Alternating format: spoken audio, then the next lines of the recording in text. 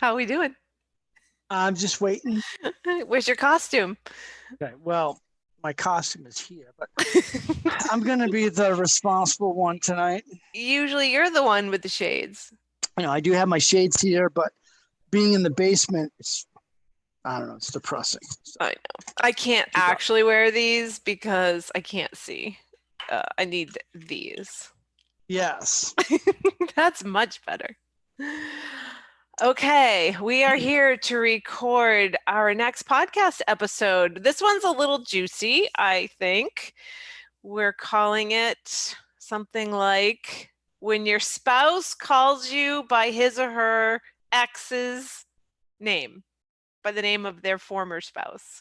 In just a minute, we're going to reveal which one of us did that to the other this past weekend. But we want to share with you our new tagline.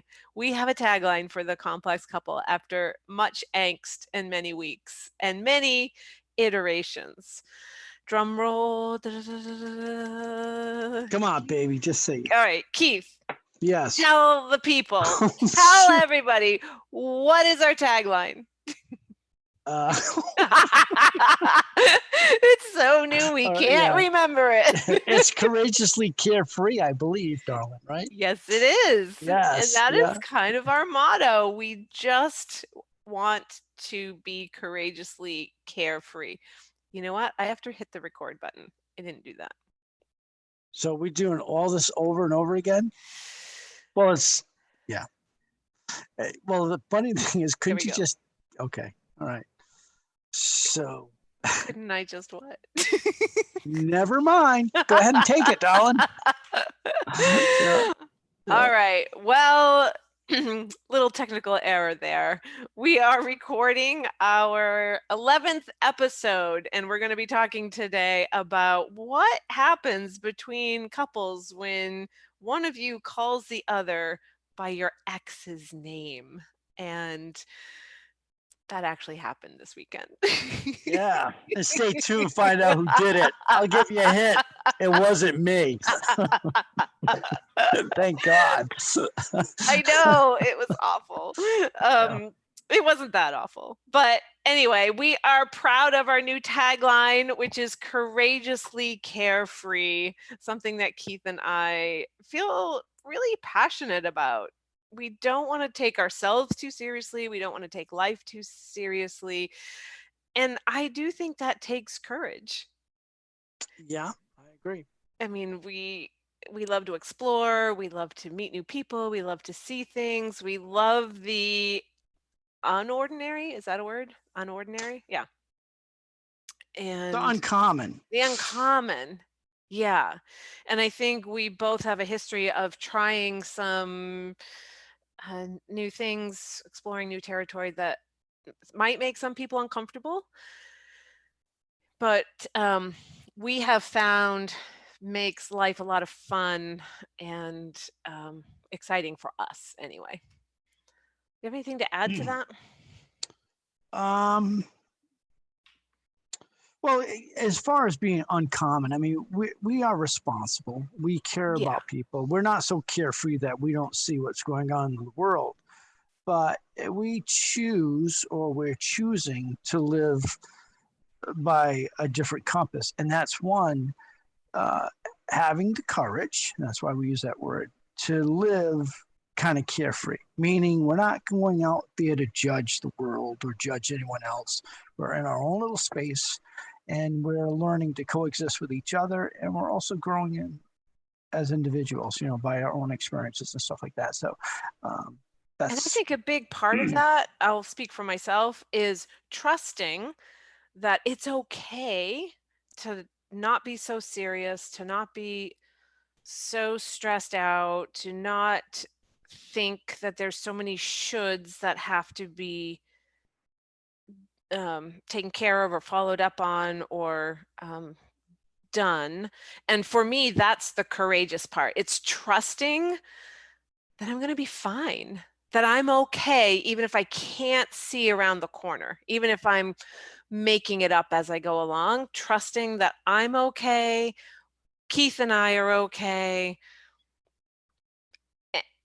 but it really leads to a lot of, I don't know, exploration and a lot of surprises that are good and fun and interesting. One of the things I think that happens as you get older, you learn to problem solve entirely different than you do in your 20s or even in your 30s. Maybe it's a level of maturity, you're gaining wisdom, you're not so aggressive or argumentative, but like being, at my age and Jennifer's age, some people would look at it and go, "Oh my God, I could never do that." I mean, where are you going to get your mail, and where are you going to shower? And I mean, you're going to do that with a dog, and I mean, let's be honest. If you just look at history, throughout history, people have done some of the craziest, most impossible things ever. You couldn't even imagine that they could do that. So I don't see what we're going to do. I mean, anything that we do isn't that dramatic, but it's also not what a lot of people do or what most people do. And I used to be that person who really wanted the stability of a home in one place in a neighborhood, and I'm shedding that. I'm letting that go and feeling really good about it. It's not for everybody, but it's for me. And who knows how long we'll do this for? I mean, it could go a year, it could go 2, or we might just embrace it. I mean, could go 2 months. Who knows? Yeah. I hate you. We don't know. I need a house. Yeah. I don't know, but also trusting that that's okay. Like the decision we make today is okay, is great for now, and it's okay if down the road we make a different decision. Like this decision isn't cast in stone forever and ever and ever. Mm-hmm. And that goes, we wanted to do this by van, but we've been watching videos and we've been trying to figure out what kind of van we want, and we have the van, and it is doable, but we had to. Well, for me, I just felt that I would enjoy the trip more in an RV. And after taking Jennifer to a few places and looking at them, she kind of understands some of my reasoning. So it's, I mean, and I can't argue with them because they're very compelling. Yeah. More space, more flexibility. It's all done. We could just buy one and drive it away. We don't have to do this big build out that's going to take a lot of cash up front. So, and it's still going to be small. I mean, we've got a 90-pound dog, and he's big. Yeah. He's long. Yeah. That was another part that I just didn't want to do that to him either. It's a good point. I mean, in the back of my mind, he's not a human being, but he's still an animal. He wants to be comfortable, and he can't help it that he's that size. So the idea of having an RV to where my wife is going to be comfortable and this and that, we can use the cargo van that we just bought. We're going to tow that little RV with that, and so we're going to have space for other things. And even if I want to use the cargo van to put Anubis's bed in there and let him hang out. Everyone's got more room than being stuck in a van. I mean, we're hippies in a way or whatever, carefree. You are a hippie? Did you just say we are hippies? Well, I'd like to hear that one more time, please.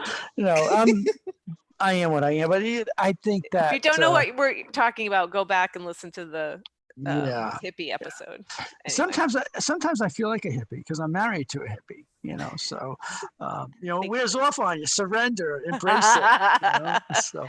But the whole mode of transportation is a really good example of how we made one decision and then it didn't even take us a month before we have now made a new decision.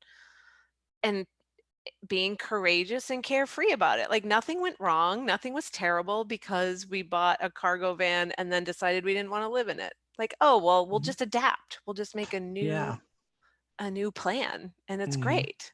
It's really great, actually. It makes it interesting. It does make it interesting. It really, really does. So that is the new tagline, the complex couple courageously carefree. And that is sort of a code of living that we want to be living by. That was a little repetitive, but anyway. In today's episode, we're going to sort of share with you, the heartbreak, the heartbreak, the tears, the tears that were shed, the fists Holy that were shit. flown, the shit I gotta tolerate. All right, let's lay out the scene. So it was Memorial Day, and we were having a barbecue. Yes, was it yesterday? It was yesterday, but this podcast is going to be released next week, so it won't. Okay. Well, my heart. Yeah, that's why it maybe still by hurts. then your heart will have recovered. Yeah. And we were in the backyard, and we had friends over. We were having a barbecue. Keith's prepping the food. Keith's cooking. Keith's serving. Keith's got the grill. fire going. Keith is doing everything. Right? Where was everything.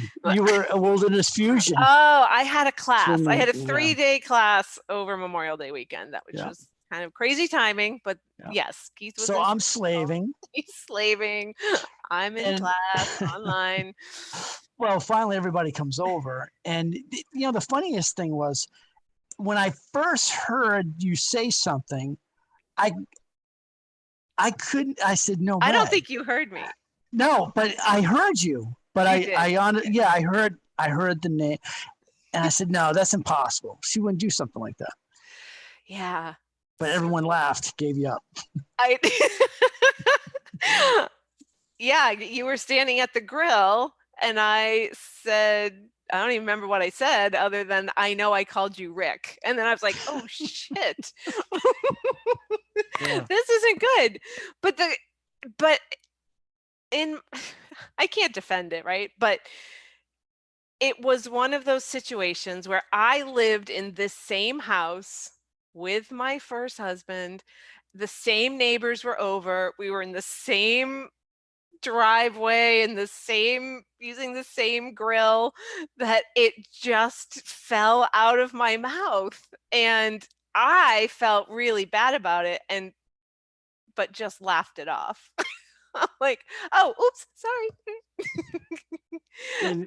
But you laughed it off as well. Yeah, I didn't. I could care less. I mean, we wouldn't be married, but it happens. I have called my beloved my ex-wife's name a couple of times, which shit happens. Yeah. I mean, shit happens. Just get a zone, and for whatever reason, And I think it's really easier to forgive myself at this age, because when you're in your 50s, you forget shit, like the recall isn't as good. You make dumb mistakes. And I know that it slipped out of my mouth out of some sort of weird historical familiarity, not because I'm thinking about my ex-husband being married to you.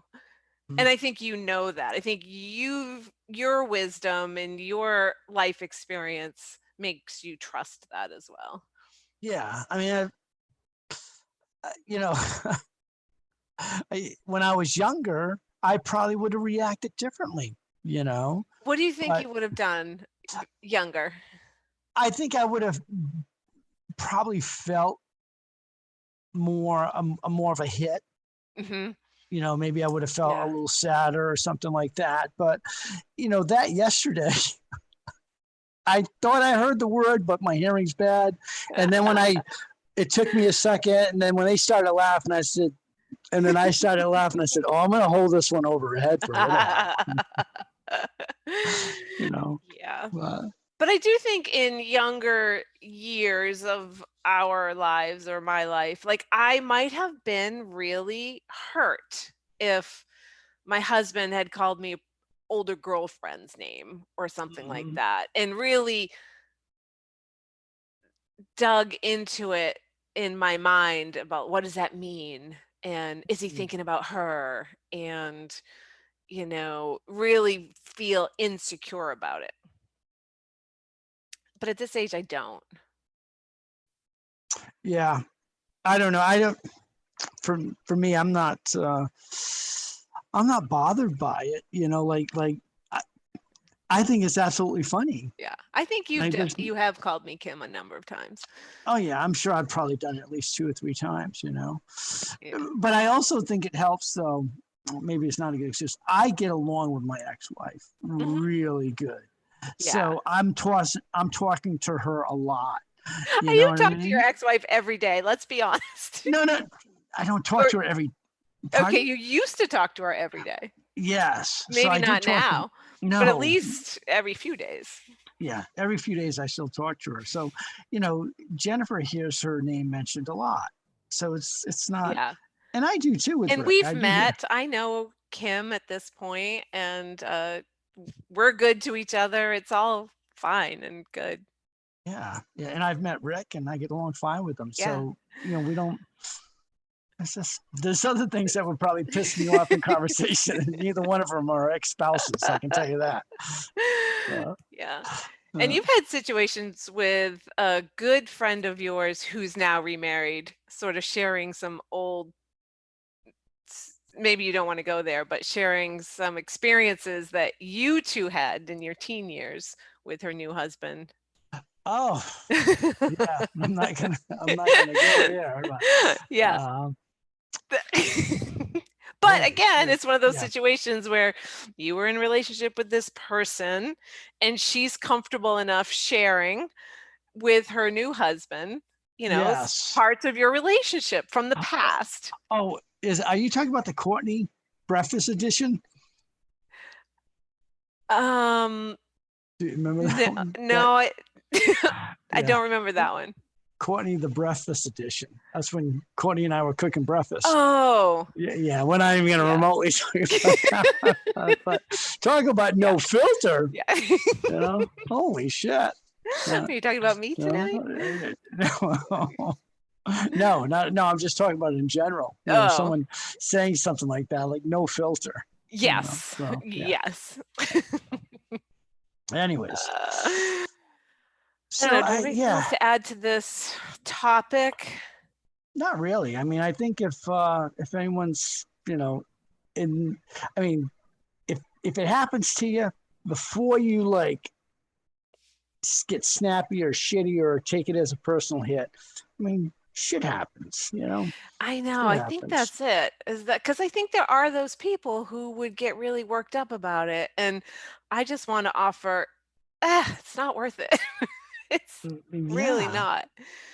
No, don't even worry about it. You know, worry about when they quit taking you to bed. That's what I say. Yeah, right. You know what I mean? Shit. There's other things to worry about. I will worry when you stop writing me a daily morning love poem. Man, you know, I'm almost feeling compelled now, like feeling the responsibility of doing it every day.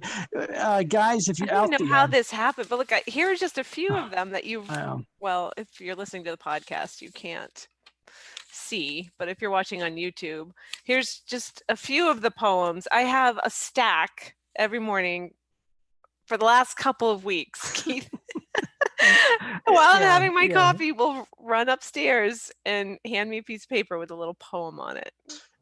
Yeah, I just been writing these little poems. They're not, I mean, an 8th grader could do them, but it's like I go downstairs, I have my cup of coffee, and then it just flows. And then I think of a title, and then I just kind of go into it. The title is what it's all based off of. So I have to write according to the title.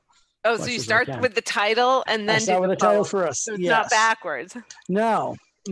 Okay. No, I don't believe so. But here are some titles: Her Own Flow, Out of the Blue, and Time Will Tell. Those are the last 3. Yep. So I'm an over-romantic. You are. You are. No. Of the two of us, you are the more verbal. I don't think you're the more romantic than I am, but you're more expressive about it. Yeah. I got no qualms. I'll claim that. Yeah. You know, but I like it. Like, you don't want to like flood out your beloved with too many I love yous. But on the other hand, I mean, you don't know when your time is up. So I know a lot of people, they don't say I love you. They show very little emotion to each other unless they go to bed, and then they're going to have intimacy, and then that's where all the love is. But love should be the same in bed, out of bed, in the house, outside the house. That's just me. Yeah, you have a perspective that you shared with me early on when we were dating, is that I might not be here tomorrow. I could die tomorrow. And so I need to say every single day how I feel. And that's never been a perspective that I really thought of and or gave much attention to. I'm going to assume that comes from your military experience and having lost people, but I've never actually asked you. I think it's probably a combination of both. You know, it's one, I mean, the biggest, well, I shouldn't say the biggest one, but my mother didn't get a lot of mental intimacy. There wasn't a lot of I love yous. There wasn't a lot of hugs. Pretty much my mother spent most of her life working really hard all day and coming home and pretty much no conversation that would make you feel good about being in a relationship with someone. So my mother was always lonely. And I tried to fill that gap as a little kid. I was always telling my mom, it's going to be okay. I love you. Things are good. Look how good the house looks. You know, all these little things. And, you know, trying to fill a void. And I knew that if I ever married a woman or if I got into a serious relationship, I treat all people good anyways, that I would, you know, you can call me, you know, a wuss or whatever. I don't care, but I'm going to love my woman just the way I love my people, the way I want to. And that's unconditioned. So there's no filters with that. Yeah. And I know that, and I trust that. And that's why if you call me Kim, I know that it's just a slip of the tongue. There's no hidden meaning, hidden agenda, malice, anything like that. No. No, I think it's not something I worry about. I mean, and if you're nickel and diamond your partner over, you know, something like that happens in a blue moon, you know, you need to rethink that. It's a shitty thing to do to someone, you know. It's kind of like you're using things against them or bringing it up in an argument down the line. Oh, I remember when you did this or whatever, you know. Yeah, that's not good for anybody. No, you know, especially when it comes to something that, I mean, if you were in a relationship with someone for a long, long time and, you know, you still care about that person or whatever, you know, even if you don't care about the person, you could slip up and say their name by mistake. Mm-hmm. You know? So I don't, you know, I guess I could see it like this, like, okay, so depending on the situation that your ex-spouse and you were in, right? So if you're really bitter or whatever, maybe like the wife calling her new husband by that name, that new husband might go, oh my God, man, I'm not doing the shit that the ex-husband used to do. Am I falling into a rut? I mean, this is just mind shit it plays in your own head if you allow it. But, you know, as far as I was concerned, I was actually chuckling inside, you know, yesterday because I was thinking, oh, she's going to be more embarrassed about it than I am because I can give a shit. Right. Yeah. So I think at this point, both of us have gotten pretty good at like not letting mental chatter overtake our sensibility. Respect for each other. Yeah. That too. Yep. So anyways, but that's that. We've been on a while. Yeah, we have. Mm-hmm. So if you enjoyed this episode, please give us a thumbs up on YouTube, like our channel. If you're listening to this by podcast, we'd love a review. We'd love all the stars that you think we're worth. And visit our website to find out how you can connect with us on all of our social media platforms. And I think that's a wrap for this week as well. Sounds good. All right. Love you, babe. I'll talk to you in bed. Love you too. Bye, honey. Bye.